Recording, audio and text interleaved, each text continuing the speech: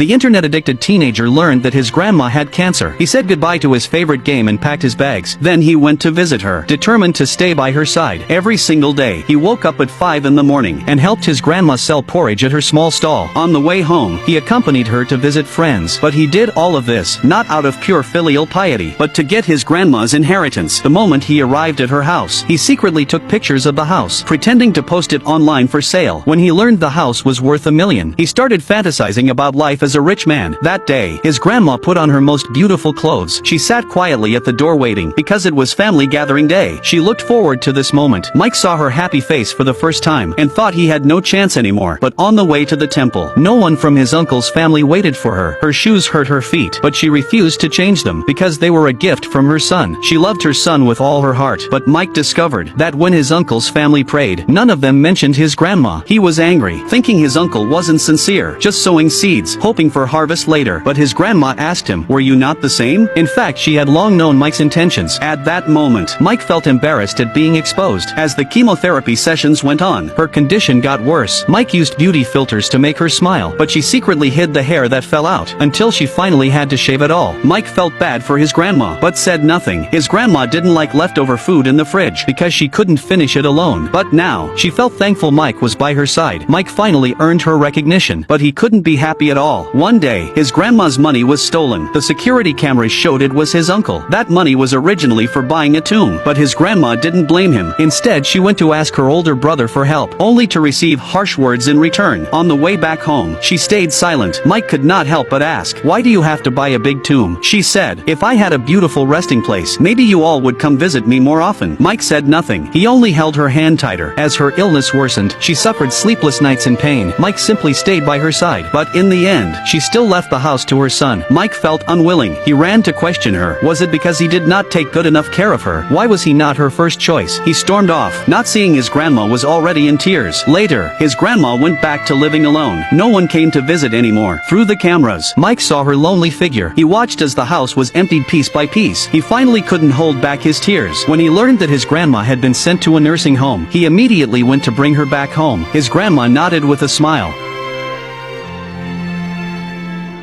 In the end, he accompanied her through her final days. On the day of the funeral, he received a phone call. It turned out his grandma had left him $1 million.